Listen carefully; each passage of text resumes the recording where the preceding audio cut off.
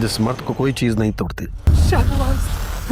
मैं तो फूल समझा था, ये तो फूलंदे नहीं निकले। बीवी मर्द को इतने करीब से दुख देती है, वो सिर्फ एक चीज से टूटता है, अभी मिट्टी हो जाता है।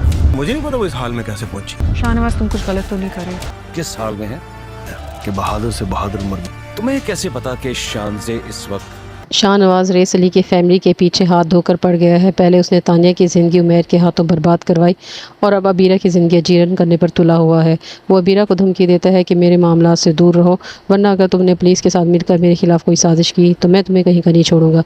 उसके बाद शाहनवाज दबीर मलिक के साथ मिलकर अबीरा को अगवा करने का ख़तरनाक मनसूबा बनाता है। उसका मकसद ये होता है कि अगर अबीरा एक रात भी घर से बाहर गुजार देगी तो रेस अली की इज़्ज़त खाक में मिल जाएगी और वो अपनी फैमिली को बचाने के लिए किसी दूसरे शहर में अपना ट्रांसफ़र करवा लेगा। दबीर मलिक भी ये मंसूबा सुनकर बहुत ज़्यादा खुश होता है। दूसरी तरफ रईस अली मौजूदा हालात को देखते हुए अबीरा को अपने पास बुलाता है और उसे खबरदार करता है कि उसे बहुत ज़्यादा एहतियात की ज़रूरत है। वो अबीरा से कहता है कि या तो अपने साथ गार्ड रखो या फिर अपनी हिफाजत के लिए गन अपने पास रखो। अबीरा गन अपने पास रख लेती है। अगली सुबह जब अबीरा यूनिवर्सिटी जाने के लिए निकलती है तो कुछ गुंडे उसका रास्ता रोकने की कोशिश करते हैं, लेकिन अबीरा घबराने की बजाय अपनी गन निकालकर उन पर फायरिंग कर देती है। तो दूर खड़ा शाहनवाज ये सब देखकर हैरान रह जाता है और कहता है, मैं तो इसे फूल समझा था, ये तो फुलझड़ी निकली।